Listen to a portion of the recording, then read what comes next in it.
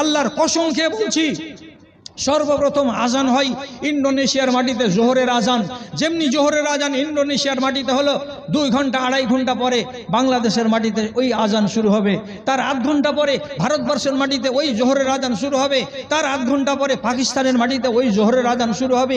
তার 8 ঘন্টা পরে দুবাইয়ের মাটিতে এই আজান শুরু হবে। তার 8 ঘন্টা পরে ওই আজানটা সৌদি আরবের মাটিতে ভারতবর্ষের টাইম থেকে 2.5 ঘন্টা পরে ওই জোহরের আজান চলবে। এই করে যখন জোহর চলছে, তার পিঠপিঠানি যখনই জোহরের আজান ভারতবর্ষে শুরু হবে, তখনই ইন্দোনেশিয়ার মাটিতে আবার আসরের আজান চালু। তাহলে ওখানে আসর আবার পালাক্রমে চলে আসছে। ইন্ডিয়া হয়ে, পাকিস্তান হয়ে, সৌদি আরব হয়ে, আমেরিকা হয়ে ঘুরতে আছে সারা দিন সারা রাত। আল্লাহর এই দুনিয়াতে আসর, জোহর, মাগরিব, ইশা, ফজর আজান হতে আছে, জামাত কায়েম হতে আছে, নামাজ পড়তে আছে মুসলমানেরা। আবার এই মুসলমানদের দেশ থেকে যেই ঈমান নিয়ে আজকে এত গরম, সেই ঈমানের সত্যানাশ হয়ে যাবে। মানুষ হয়ে যাবে ঈমান থেকে আরি, ঈমান থেকে ন্যাংটা। রাসূল করিম সাল্লাল্লাহু আলাইহি সাল্লাম বলছেন, ইন্নাল ঈমানা লা ইয়ারজু মিনাল মাদিনাতে কামা তারজুল হাইয়াতু ইলা জুহরিহা। ঈমান ভারত থেকে উল্টা সফর শুরু করে দেবে। ইন্দোনেশিয়াতে ঈমান থাকবে না, মালয়েশিয়াতে। আল্লাহ রাব্বুল আলামিন একে গাছগাছড়া দিয়ে সাজিয়েছেন, ফুল দিয়ে সাজিয়েছেন, ঝর্ণা দিয়ে সাজিয়েছেন, নদী নহর দিয়ে সাজিয়েছেন, পর্বতমালা দিয়ে সাজিয়েছেন।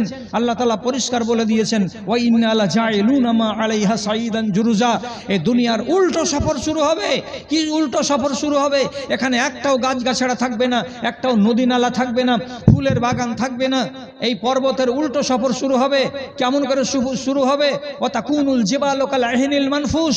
এই পাহাড়গুলোকে ধুনে দেওয়া তুলার মতো করে উড়িয়ে দেওয়া হবে চারিদিকে। পাহাড় উঁচু হয়ে মাথা দাঁড়িয়ে থাকবে না। আল্লাহ রাব্বুল আলামিন আসমান সম্পর্কে বলেছেন, ওয়াইযাস সামাউন শাক্কাত। যেই দিন আসমানকে তুলা তুলা করে দেওয়া হবে, টুকরা টুকরা করে দেওয়া হবে। তারপরে আল্লাহ রাব্বুল আলামিন বলছেন, ইয়াউমা নাতবি সামা কাতাইয়ি সিজিল্লে। যেমন হাতের খাতাগুলোকে চ্যাংড়া পিলে ছিঁড়ে দেওয়ার পরে এমনি করে কচলে মুড়ে কাগজের ভিতরে এরকম টুকরা বানিয়ে দেয়, তেমনি রব্বুল আলামিন একটা দিন এই আসমানটাকে কাগজের টুকরোর মতো করে লাড়ু বানিয়ে দিয়ে ফেলে দেবেন। আসমান গোটা হয়ে থাকবে না। আসমান একদিন ছিল না, আবার আসমান আছে, আবার একদিন আসমান থাকবে না। তার উল্টো সফর শুরু হয়ে যাবে। তারপরে আপনাকে আমি বলছি, যেই সমুদ্র আল্লাহ রাব্বুল আলামিন তৈরি করেছেন, আল্লাহ তাআলা তৈরি ছিল না, আবার তৈরি করেছেন। আবার সমুদ্রের উল্টো সফর শুরু হবে। কি সফর উল্টা শুরু হবে? সমুদ্রকে সমুদ্র করে রাখা হবে না। কোরআনে রাব্বুল আলামিন বলছেন, ওয়াইজাল বিহারো সুজ্জিরাত।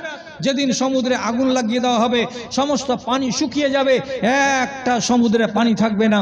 তারপরে বছরের পর বছর ধরে আল্লাহ রাব্বুল আলামিন এই দুনিয়ার মাটিতে হাওয়া চালাবেন, সাইক্লোন চালাবেন। হাওয়া চালিয়ে, সাইক্লোন চালিয়ে উঁচু আর নিচুকে সমস্তকে সমতল করে দেবেন। আর দুনিয়াটা আর একটা নতুন দুনিয়া হবে। আল্লাহ কোরআন বলছে, ইয়াউমা তুবাদ্দালুল আরজু গায়রাল আরজ। এই জমিনকে রাখা হবে না, নতুন জমিনকে তৈরি করা হবে। তাহলে জমিনেরও উল্টো সফর শুরু হবে। এইবার আপনারও উল্টো সফর শুরু হবে। কিসের? আপনি যে ঈমানকে বুকে নিয়ে আছেন বলে আপনাকে মুসলমান বলা যায়, আপনি যে ঈমানকে ধারণ করে আছেন বলে আপনাকে মুমিন বলা যায়, আপনার সেই ঈমানের উল্টো সফর শুরু হবে। ঈমান কোথা থেকে এসেছিল আপনি কি জানেন না? ঈমান এসেছিল মদিনা থেকে। ঈমান মদিনা থেকে বের হলো, যখন পূর্ব দিকে রাস্তা নিল, তখন চলে আসলো আফগানিস্তান, ইরানের মাটি, পাকিস্তান, ভারত, বাংলাদেশ, তারপরে ইন্দোনেশিয়া, মালয়েশিয়া, ফিলিপাইন, তারপরে চলে গেল অস্ট্রেলিয়া মহাদেশ, সেখানেও মসজিদ আছে। উত্তর দিকে আছে জাপান, সেখানেও মসজিদ আছে। একবারে উত্তর আমেরিকা, সেখানেও আছে মসজিদ। দক্ষিণ দিকে কেপ টাউন, আফ্রিকা মহাদেশে, সেখানেও আছে মসজিদ। দক্ষিণ আমেরিকার দেশ স্কটল্যান্ড, সেখানেও আছে মসজিদ। পৃথিবীর 228টি দেশের ভেতরে একটা ভ্যাটিকান সিটি, এই জায়গাতে শুধু মসজিদ নাই, বাকি 227টা দেশে মসজিদ আছে এবং আজান হয়, এবং প্রত্যেকটা দেশে মুমিন আছে, ঈমানদার আছে। ঈমানের যাত্রা অতি লম্বা। চারিদিক মদিনা থেকে ঈমান বেরিয়ে পৌঁছে গেছে আল্লাহর দুনিয়ার এই প্রান্তে আর ওই প্রান্তে, কোনো একটা প্রান্ত বাকি নাই। দিবে কিছু জয় হবে না গো, কিছু জয় হবে না গো। মনে বল করে উঠায় ধরো ফৌলাদি দুটি হাত। মনে বল করে উঠায় ধরো ফৌলাদি দুটি হাত। প্রতিজ্ঞা মতে স্বয়ং স্রষ্টা রহিবেন তোমার সাথ গো, রহিবেন তোমার সাথ। বেরাদারান ইসলাম, পরিস্থিতিটা এমনভাবে এগুচ্ছে আগের দিকে যে আমরা আলহামদুলিল্লাহ ভাগ্যজোরে অনেকগুলো মেহমান পেয়েছি। সময়গুলো সেটিং করতে করতে গিয়েও দেখা যাচ্ছে যে হাতে টাইম বাঁচছে না। প্রচুর ঠান্ডার দিন, আর আপনাদেরকে খুব বেশি সময় ধরে এখানে করে বেঁধে রাখাও যাবে না। আর আমরা যেই মেহমানের মুখ দেখব বলে আশা আকাঙ্ক্ষা নিয়ে বসে আছি, তাকে আমরা খুব তাড়াতাড়ি এখানে নিয়ে আসব বলে খুব লম্বা চওড়া বয়ান আমি আপনাদের সামনে রাখছি না। কেন যে আমি তো চেনা বাবুন, আমাকে তো 10 বার দেখেছেন, 20 বার দেখেছেন, আশেপাশে দেখেছেন। শর্টের উপরে কয়েকটা কথা বলছি, সে কথাটির দিকে একটুখানি খেয়াল করুন।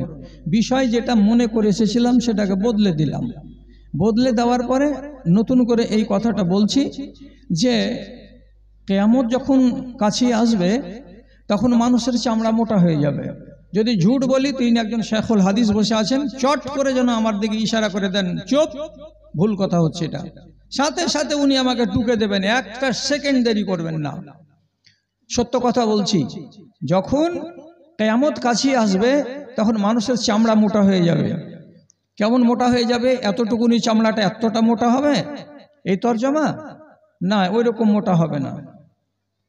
হাদিসে যে শব্দটা দেওয়া আছে যে জাজারিন জাওয়াজিন, এর চরিত্র মোটা হয়ে যাবে, এর আখলাক মোটা হয়ে যাবে, আর বিদ্যা বুদ্ধিগুলো মোটা হয়ে যাবে, যেখানে আর দিনের কথা, হিকমতের কথা, ধর্মের কথা ওখানে আসার করবে না। আর নবীজি বলছেন যে এই মানুষগুলো আবার কি হবে, রাতের বেলায় ঘুমাবে তো মরা কুকুরের মতো, আর সকাল বেলায় জাগবে তো জিন্দা গাধার মতো।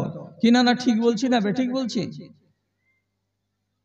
রাতের বেলায় ঘুমাবে মরা কুকুরের মতো, জিফাতুন বিল্লাইলে ওয়া হিমারুন বিন্নাহারে।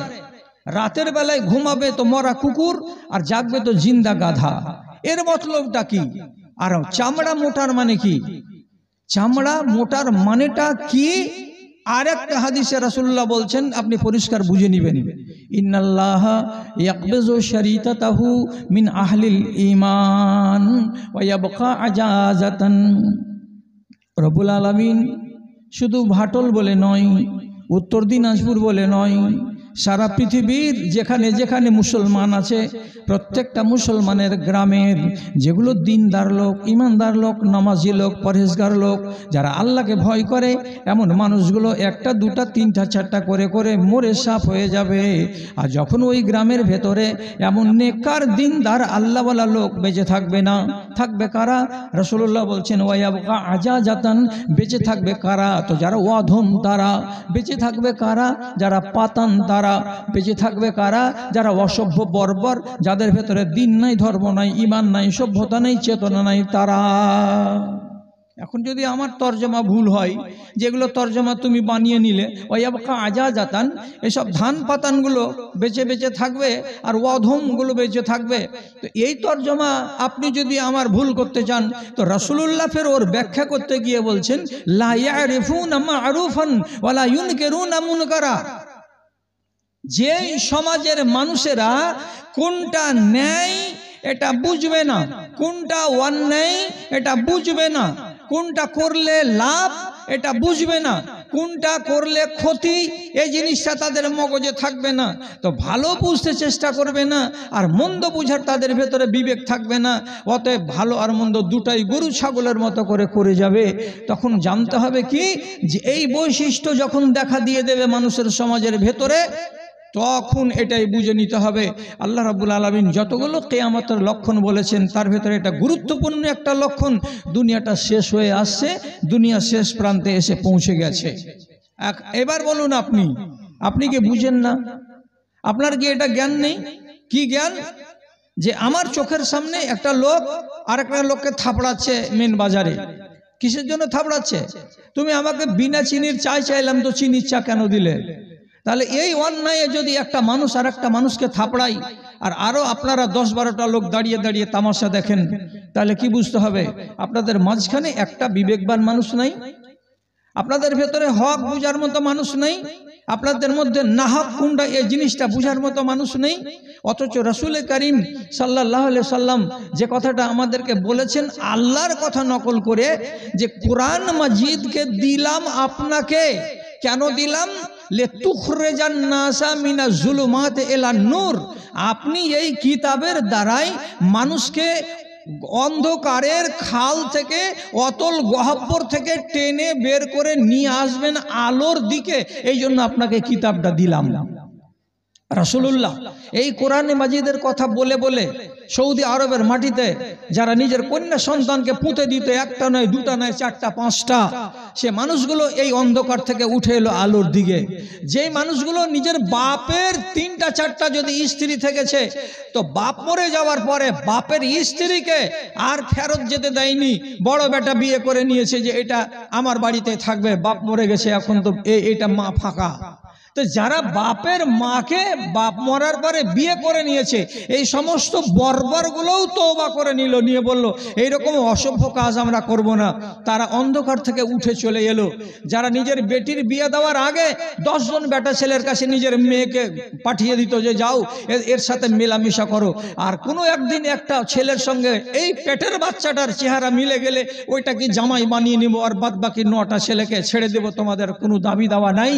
এই অসভ্য মানুষগুলো ইসলামী মতে বিবাহকে তারা বিশ্বাস করে নিতে পারলো। যেই মানুষগুলো জামানায় জাহালিয়াতে মেয়েদের আবরুকে লুটতে দ্বিধাবোধ করতো না, সেই মানুষগুলো কোরআন মাজিদের এই কথা মূলে তারা নারীদের সঙ্গে অসৎ আচরণ করা তো দূরের কথা, কু নজর দিয়ে তাকাবার পর্যন্ত চেষ্টাকে ভুলে গেল। কেন? যে রাসূলুল্লাহ নিষেধ করছেন, আল্লাহ তাআলা নিষেধ করছেন। তাহলে এরা যে গুমরাহিতে ছিল, সে গুমরাহি থেকে টেনে বেরিয়ে আসলো, অন্ধকার থেকে আলোর দিকে চলে আসলো। যারা মদখোর জাতি, আরবের মাটিতে একটা মানুষ ছিল না এইরকম যে যারা মদ খেত না, সব মদে ডুবে, মদের আসক্তিতে তারা ডুবে ছিল। সমস্ত মানুষগুলো আস্তে আস্তে আস্তে আস্তে এগুলোকেও ত্যাগ করে দিল, অন্ধকার থেকে উঠে এলো কোথায়? আলোর দিকে। আল্লাহ রাব্বুল আলামিনের কথাটা সত্য প্রমাণিত হয়ে গেল কি? লিতুখরিজান নাসা মিনাজ জুলুমাতি ইলান নূর, আপনাকে এই কিতাব দিলাম। এই কিতাবটা কেন দিলাম? যাতে করে আপনি মানুষগুলোকে অন্ধকার থেকে টেনে নিয়ে আসবেন আলোর দিকে। মুসলমানেরা সেই যুগের আর সেই যুগের মানুষগুলোরা এক এক করে আল্লাহর কোরআনের প্রতি সমর্থন জ্ঞাপন করে তারা হয়ে গেল ভদ্র জাতি, তারা হয়ে গেল সভ্য জাতি। তাদের মতো উত্তম, তাদের মতো চরিত্রের দিক দিয়ে হাই কোয়ালিটির পৃথিবীতে আর মানুষ পাওয়া বড্ড ভার হয়ে গেল। আপনি মানতে পারবেন না। যদি মানতে না পারেন, উম্মতে মুহাম্মাদির সর্বশ্রেষ্ঠ ব্যক্তি আবু বকর, এবং তারপরে দ্বিতীয় নম্বর সর্বশ্রেষ্ঠ ব্যক্তি, তিনার নাম হলো হযরত উমর ফারুক রাদিয়াল্লাহু তাআলা আনহু। তিনি নিজে বলছেন, সোনার কালি দিয়ে আজ পর্যন্ত লেখা আছে, আপনার যদি সন্দেহ জাগে তো ওলামায়ে দ্বীনের কাছ থেকে আপনি শিখে নেবেন, জেনে নেবেন। তিনি পরিষ্কার করে বলছেন, তিনি বলছেন, হযরত উমর বলছেন, কথাটাকে যেন তেন করে উড়িয়ে দেওয়ার চেষ্টা করবেন না। কি বলেছেন তিনি? কুন্না আযাল্লা কওমিন আ'আজ্জানাল্লাহু বিল ইসলাম, আমরা ছিলাম লাঞ্ছিত জাতি, আমরা ছিলাম ধিক্কৃত জাতি, আমরা ছিলাম অত্যন্ত জঘন্য জাতি। আমাদের মতো ছোট লোক আল্লাহর দুনিয়াতে কেউ ছিল না। আমরা এমন একটা পাপ এই দুনিয়ায় নাই যে আমরা করিনি। আমরা সব পাপ করেছি, মদ খাওয়া আর সুদ খাওয়া আর মাগিবাজি করা আর বেইজ্জতি করা আর বেহুরমাতি করা, চুরি করা আর ডাকাতি করা, লাশের গা থেকে কাফনের কাপড়কে চুরি করা, বাপের স্ত্রীকে বিয়ে করা, নিজের বেটিকে বেইজ্জত করা, জমিকে মেরে দেওয়া, ইয়াতিমের মালকে খেয়ে নেওয়া, কত রকমের অপরাধ আমরা করেছি। আমাদের অপরাধের শেষ ছিল না। সেই লোকগুলোই আমরা আজকে রাসূল করিম সাল্লাল্লাহু আলাইহি সাল্লামের কথা শুনলাম এবং কোরআনের প্রতি শ্রদ্ধা জ্ঞাপন করলাম। এবার কি হলো? আ'আজ্জানাল্লাহু বিল ইসলাম, আল্লাহ রাব্বুল আলামিন আমাদেরকে ইসলামের দৌলতে ইজ্জতওয়ালা বানিয়ে দিলেন, সম্মানওয়ালা বানিয়ে দিলেন। আমাদের মতো ইজ্জতওয়ালা জাতি আল্লাহর দুনিয়াতে আর কেউ নেই। আমাদের মতো সম্মানিত জাতি আল্লাহর দুনিয়াতে আর একটাও কেউ নেই। আমাদের মতো মুহাজ্জাব, আমাদের মতো ভদ্র আল্লাহর দুনিয়াতে আর কোনো জাতিকে দেখতে পাওয়া যাবে না। কেন দেখতে পাওয়া যাবে না?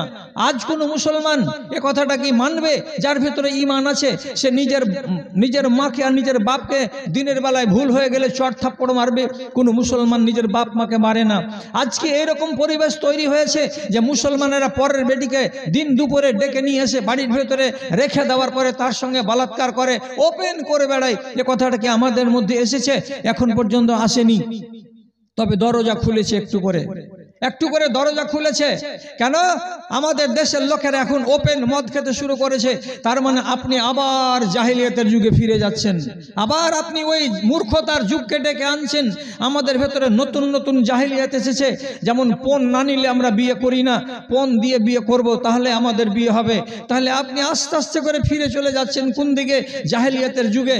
রাসূলুল্লাহর হাদিসকে আপনি বুড়ো আঙুল দেখাবার চেষ্টা শুরু করে দিয়েছেন ধীরে ধীরে। তাহলে এইভাবে যে ধীরে ধীরে আপনি শুরু করেছেন, কটা দিন টাইম নেবেন এই দুনিয়া থেকে ইসলামকে বরবাদ হতে?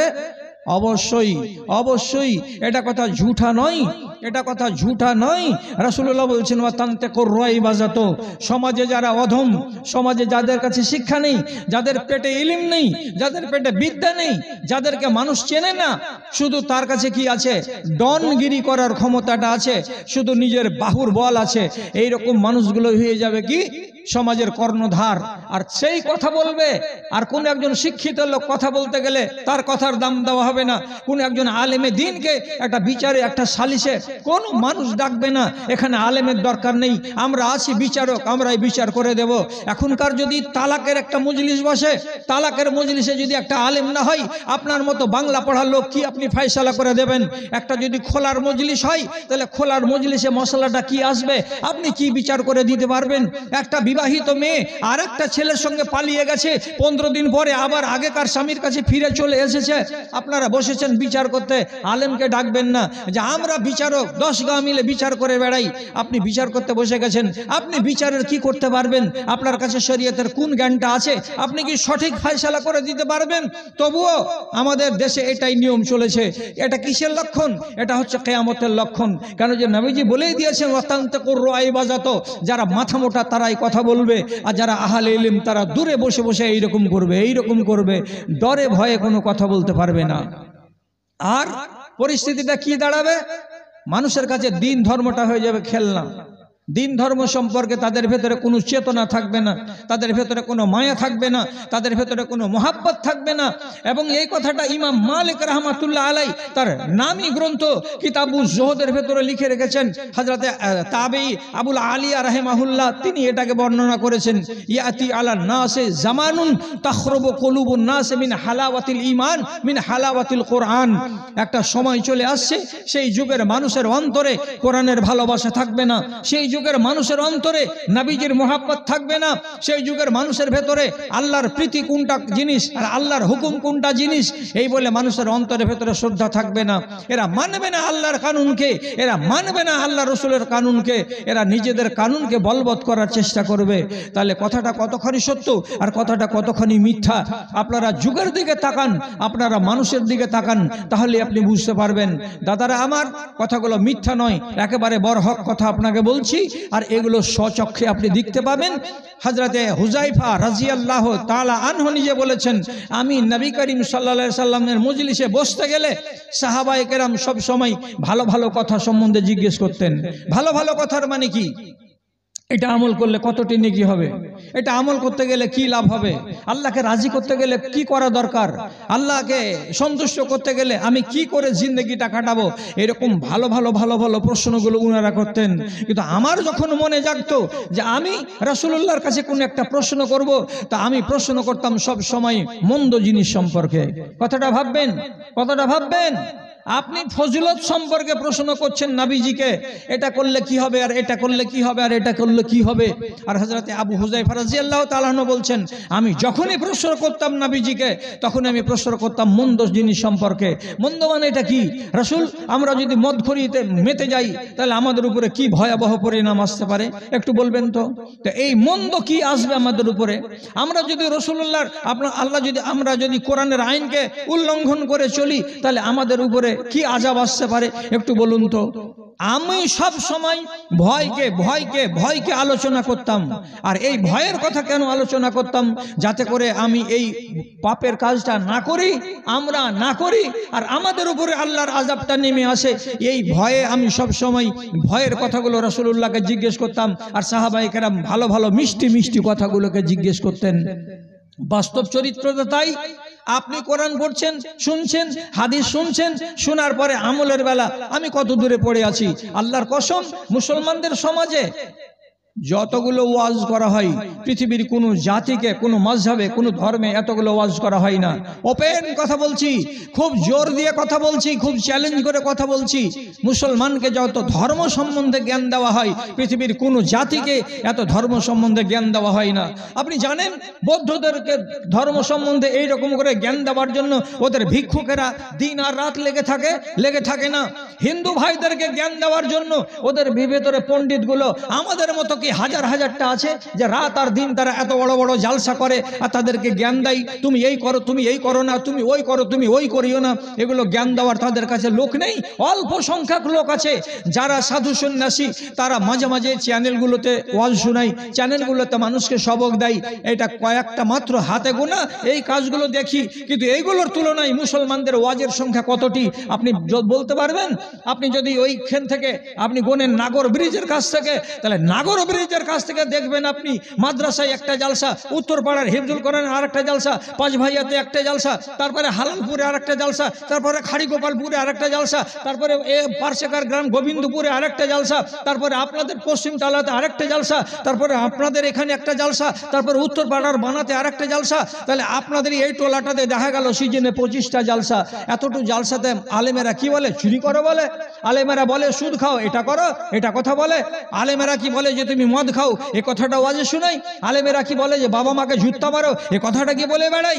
না, আলেমেরা ভালো ভালো কথা আপনাদেরকে বলে, কোরআনের কথা শিখাই, হাদিসের কথা শিখাই, আপনাকে মানুষ হতে শিখাই, আপনাকে আদর্শবান হতে শিখাই।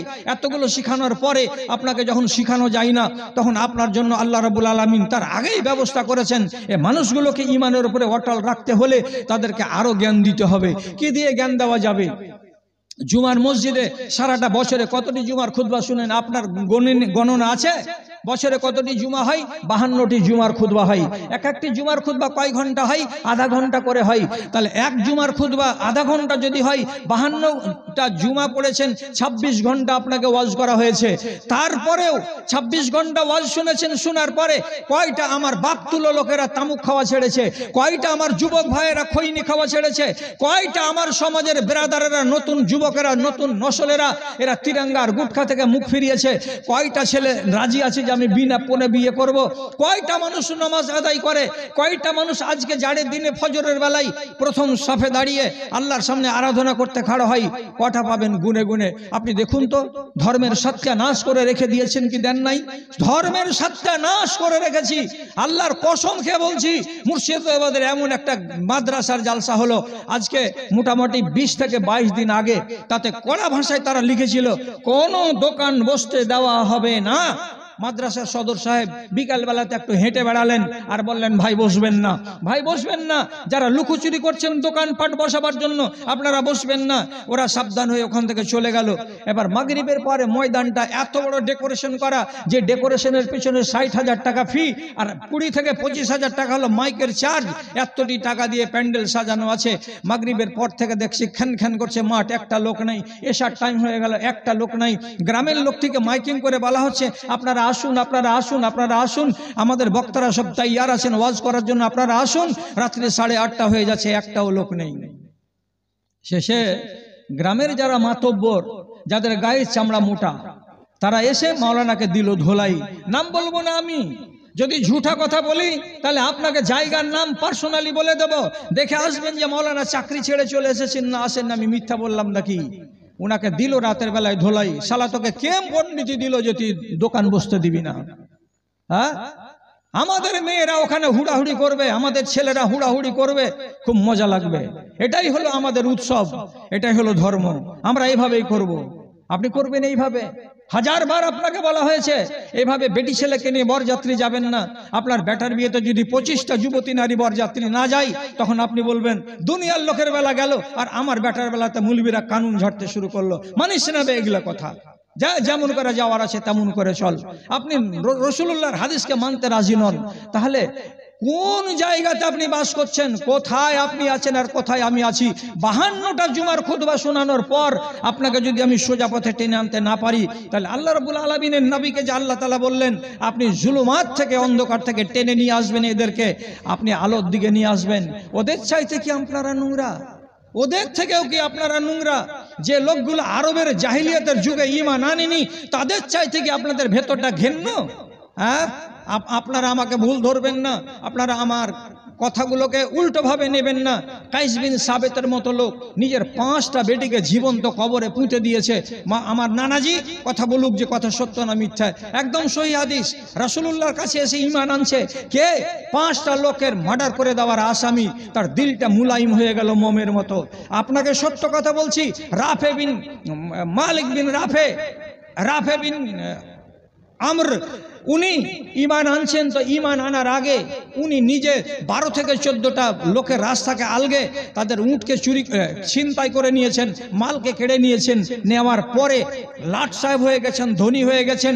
এবার রাস্তা দিয়ে চলে আসছিলেন একটা বকরির পালের কাছ দিয়ে, তো সেখান থেকে তিনি আওয়াজ পেলেন একটা গিদাড়ের কাছ থেকে, এগুলো কি ধান্দা করছিস, যা একটু আগিয়ে মদিনা যা, মদিনাতে গিয়ে একটা লোককে পাবি, সে লোকটার কাছে যদি বসিস তো তোর জীবন ধন্য হয়ে যাবে। তিনি চলে এলেন, আসার পরে ইনি ঈমান কবুল করলেন। তাহলে ঈমানের আগের জিন্দেগিটা কেমন ছিল আপনি আন্দাজ করে দেখুন। মারসাদ আল গানাবি এক সাহাবী, তিনি নিজের কথা বলছেন, আমি জাহেলিয়াতের যুগে চুরি করে বেড়াতাম, ডাকাতি করে বেড়াতাম, এবং কোন রমণীর সাথে আমার মোহাব্বত ছিল, আমার ভালোবাসা ছিল। যেদিন রাসূলুল্লাহর হাতে হাত দিলাম আর দেওয়ার পরে আমি ঈমান আনলাম, বায়াত করলাম, সেদিন থেকে আমি কতটা পরেশগার হলাম যে কয় বছর পরে আমি আবার মক্কা এলাম তো আমার পুরাতন প্রেমিকার সাথে রাতের অন্ধকারে দেখা হয়ে গেল। ওই মেয়েটির নাম হলো আতাকা, ও আমাকে জড়িয়ে ধরতে আসছিল। আমি ওকে কসম দিয়ে বললাম, আল্লাহর কসম, এই হাত নবীজির হাতে রেখে আমি বায়াত করেছি, আমি আজ জীবনে কোনো হারাম কাজে বাড়াবো না পা, আমি কাউকে টাচ করব না হারাম উপায়ে। তুমি আমার এক যুগে প্রেয়সী ছিলে, আজকে তুমি আমার কেউ নও, তুমি আমার হাতে হাত দিয়ে আমাকে নাপাক করার চেষ্টা করবে না। তাহলে লোকটা নিজেকে কতটা বদলে দিয়েছেন আপনি আন্দাজ করতে পারেন। মুগীরা বিন শুবা রাদিয়াল্লাহু তাআলা আনহু, ইনি হলেন তায়েফের লোক। ইনি যেদিন ঈমান কবুল করছেন, ঈমান কবুল করার আগে তিনি 13টা মানুষকে মার্ডার করেছেন। আর 13টা মানুষকে মার্ডার করার পর উনি রাসূলুল্লাহর কাছে এসে ঈমান কবুল করছেন। তার চাচা উরওয়া বিন মাসউদ, উনি আবার ঠাট্টা করে বলছেন, হাত ধুয়েছো কি? কিসের হাত ধোয়া? তুমি যে 13 জন লোককে মার্ডার করেছো, আর 13 জন লোককে মার্ডার করার পরে তাদের মালকে লুটে নিয়ে বাড়িতে ভরে রেখেছো, আর আজকে তুমি নবীর হাতে হাত দিয়ে বয়াত করেছো। রাসূলুল্লাহ বললেন, ইসলাম কবুল করার আগে যতগুলো গুনাহ থাকে ইসলাম মুছে দেয়, আমি আগেকারগুলোর দায় নিচ্ছি না। এরপরে যদি মুগীরা বিন শুবা কোন অন্যায় কাজ করে তো তার জন্য আমি দায় গ্রহণ করছি, এরপর থেকে মুগীরা বিন শুবা অন্যায় কাজে যাবে না। তাহলে আপনাকে কি বললাম, এই লোকগুলো যেগুলো অন্যায় জড়িত ছিল, সে সমস্ত অন্যায় থেকে তারা নিজেদেরকে সমূলে ওখান থেকে উঠিয়ে নিয়ে চলে আসলো, তাদের জিন্দেগিতে চলে আসলো আল্লাহর রহমত, এবং তারা হয়ে গেল মুমিনিন। আপনাদের ব্যবহারগুলো দেখে মনে হচ্ছে আপনারা আবার ফিরে যাচ্ছেন ওই আদিমের দিকে। কোন আদিমের দিকে? যেই জাহেলিয়াতের কথা আল্লাহ রাব্বুল আলামিন পরিষ্কার কোরআন মাজিদে বলেছেন, ওয়া কুনতুম আলা শাফা হুফরাতিন মিনান নার ফাআনকাযাকুম মিনহা। আর তোমরা সবাই জাহান্নামের দোরগোড়াতে দাঁড়িয়েছিলে, আর একটু দেরি হতে গেলে তোমরা ঝাঁকে ঝাঁকে লোক জাহান্নামে পড়ে যেতে, জাহান্নামে জ্বলে যেতে। এমন এক সন্ধিক্ষণে এসে তোমরা হাজির হয়েছিলে, তখনই রব্বুল আলামিন তোমাদের কাছে কোরআন পাঠালেন, তখনই রব্বুল আলামিন তোমাদের কাছে নবী পাঠালেন। আমি নবী তোমাদের সামনে আওয়াজ দিলাম, এই দুনিয়ার মানুষেরা, নিজেদের যদি কল্যাণ চাও তাহলে কোরআনের কথার প্রতি সমর্থন জ্ঞাপন করো। তোমরা যদি তোমাদের আখিরাতে মঙ্গল চাও তাহলে আমি তোমাদের নবী যে কথা বলছি সে কথাকে শোনো। এই লোকগুলোকে যখন আল্লাহ রাব্বুল আলামিনের নবী এক এক করে কোরআনের কথা পড়ে শোনালেন, এই লোকগুলোই একদিন ছিল অসভ্য বর্বর, ওই লোকগুলোই আরেকদিন হয়ে গেল সভ্য মুহাজ্জাব। এবং ভারতবর্ষ নয়, সারা দুনিয়াতে যেখানে যেখানে ওই লোকগুলো গেছে সেখানকার লোককে তারা আলো দান করেছে। আপনি জানেন না এই কথাগুলো? এই কথা কি আপনাদের জানা নেই? ভারতবর্ষের মাটিকে উর্বর করেছে কে? আল্লাহর রসুলের সাহাবীরা দিনকে নিয়ে এসেছিল সেই তামিলনাড়ুর মাটিতে, তারা এইখানকার এলাকাকে রৌশন করেছে। এমন সাহাবীর নাম আছে যারা চীনের সিনকিয়াং প্রদেশ পর্যন্ত এসেছিল, দিনকে নিয়ে তারা সেই এলাকাকে উর্বর করেছে। আল্লাহ পাকের নবীর সাহাবীরা এমনও কেউ আছে যে রুমের উপরে চারিদিকে সমুদ্র, মাঝখানে দ্বীপ, সাইপ্রাস দ্বীপে ওখানে চলে গেছিলেন আল্লাহর দিনকে নিয়ে। ওখানকার লোককে ঈমান দান করে এসেছেন। রাসূল করিম সাল্লাল্লাহু আলাইহি সাল্লামের একগুলো সাহাবা ওনারা চলে গেছিলেন আফ্রিকা মহাদেশের মরক্কোর এলাকায়। সেখানে গিয়ে আল্লাহর দিনকে পৌঁছে দিয়ে তারা সেখানকার মানুষকে ভদ্র এবং সভ্য বানিয়ে দিয়েছে। তাহলে আমরা যাদের দৌলতে দিন পেয়েছি এবং আমরা নিজেদেরকে এতদিন ঈমানদার করে রাখলাম, এখন মনে হচ্ছে কিয়ামত অতি আসন্ন, যার কারণে এখন আমরা ওয়াজকে ওয়াজ মনে করি না, নসিহতকে নসিহত মনে করি না। আর হাজার জন আলেম বকে যেতে গেল আমাদের যেমন চরিত্র, সেই চরিত্র অনুযায়ী বলতে পারা যায় যে আল্লাহ রাব্বুল আলামিন খুব বেশি দেরি করবেন না কিয়ামত সংঘটিত করতে। ভাইরা আমার, আমি ওয়াজ বেশি করব না, আমি কম সম ওয়াজ করে আপনাদের কাছ থেকে চলে যাব। তবুও আমার নানার বরাদ্দ করার টাইমের একটা যথেষ্ট অংশ বাকি পড়ে আছে, তার জন্য আপনাকে একটা শেষ কথা বলে দিচ্ছি, ভালো করে জানবেন। প্রত্যেক জিনিসের উল্টো সফর হবে, প্রত্যেক জিনিসের উল্টো সফর হবে। হাটে এসেছেন দিনের বেলায় সকাল 10টায়, সন্ধ্যাবেলায় ফিরে যাবেন আপনার বাড়িতে, এটা হলো আপনার উল্টা সফর। এই রকম সব জিনিসের উল্টা সফর হবে একবার। তো দুনিয়া কায়েম হয়েছে, আবার দুনিয়ার উল্টা সফর হবে, দুনিয়াকে ধ্বংস করে দেওয়া হবে। এদিকে তাকান, শেখুল হাদিস কামা তারুজুল হাইয়াতু ইলা জোহরেহা। একটা সাপ মাগরিবের টাইমে বের হয় আহার করার জন্য।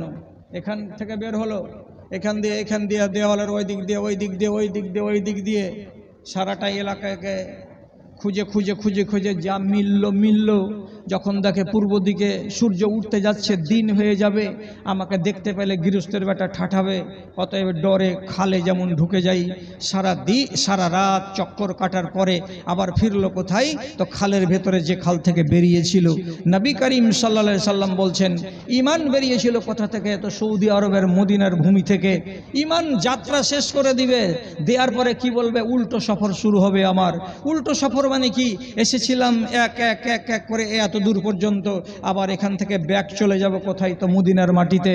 এবং মদিনার মাটিতে ঈমান গিয়ে সংকুচিত হয়ে যাবে এক জায়গায়, আর এই দেশগুলো বিরান পড়ে থাকবে, একটা ঈমানদার থাকবে না।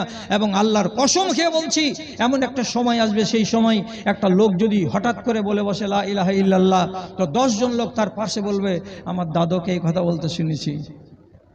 কি বুঝলেন? ছোট ছোট ছেলেপিলেরা কি বলছে? আমার দাদুকে এই কথাটা বলতে শুনেছি। তার মানে কি? আমার দাদুর কবরে যাওয়া 10 বছর হয়ে গেল, এখন আমরা ওর লা ইলাহা ইল্লাল্লাহ বুঝি না। একটা লোকের মুখ থেকে যদি কখনো এরকম কথা বেরিয়ে যায়, সুবহানাল্লাহ, তো তাহলে ওই যুগের প্রজন্মগুলো তারা তখন কি বলবে? আমার বাপের মরা 24 বছর হয়ে গেল, আমার বাপ মাঝে মাঝে কিন্তু সুবহানাল্লাহ বলতো, আমরা শুনেছি। তোমরা বলো না? বলছে না আমরা বলি না। লা ইলাহা ইল্লাল্লাহ তোমরা বলো না? বলছে না আমরা বলি না। তাহলে শেষ পর্যন্ত কি দাঁড়াবে? শেষ পর্যন্ত ওটা দাঁড়াবেটা কি? ঈমানের হালাতটা কি দাঁড়াবে? রাসূল করিম সাল্লাল্লাহু আলাইহি সাল্লাম বলছেন, ইনস্পেকশন হবে সারা দুনিয়ার। কি করে ইনস্পেকশন হবে? দেখো তো দুনিয়াতে ঈমান আছে কিনা। তো আল্লাহর ফেরেশতা এসে দেখবেন, তো দেখা যাবে যে আল্লাহ বাকি আছে, আর বাদ বাকি কিছুই বাকি নেই। লা ইলাহা বাকি নেই, তাসবিহ বাকি নেই, জিকির বাকি নেই, নামাজ বাকি নেই, রোজা বাকি নেই, হজ বাকি নেই, পর্দা বাকি নেই, সত্য কথা বলা বাকি নেই, কিছুই বাকি নেই, কিছুই বাকি নেই দিনের। শুধু বাকি আছে কি? আল্লাহ। কঠিন রোদ লাগছে তো একবার করে বলবে, ওরে আল্লাহ কত রোদ রে। বেশি ঠান্ডা লাগবে তো বলে উঠবে, কত ঠান্ডা, ওরে আল্লাহ। শুধু আল্লাহটা বাকি আছে। আল্লাহ রাব্বুল আলামিন বলবেন, আর 20 বছর অপেক্ষা করো, এই আল্লাহটা হারিয়ে যাবে, সেই দিন কিয়ামত কায়েম হয়ে যাবে। আপনি কি মনে করছেন দুনিয়ার উল্টো সফর শুরু হলো, আখেরাতের উল্টো সফর শুরু হলো, আপনার উল্টো সফর শুরু হলো, আর পাহাড়ের শুরু হলো, আসমানের শুরু হলো, আমার ঈমানের উল্টো সফর শুরু হলো।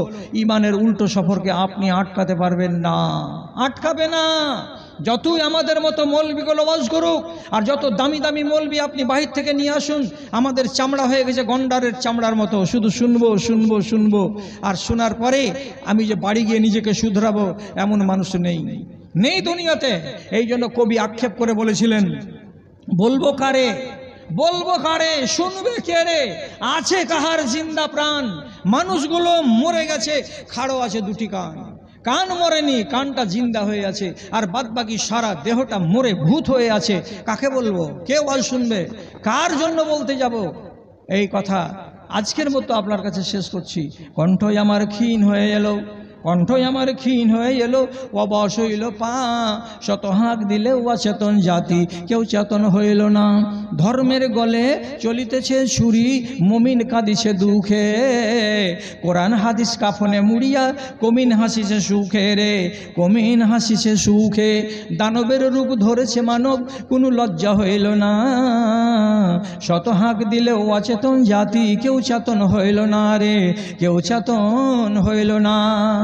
সমাজের ভার কাঁধে লইয়াছে গায়ের গুন্ডা যারা, 2 নম্বর যাদের জাত পরিচিতি, 1 নম্বর আজ তারা।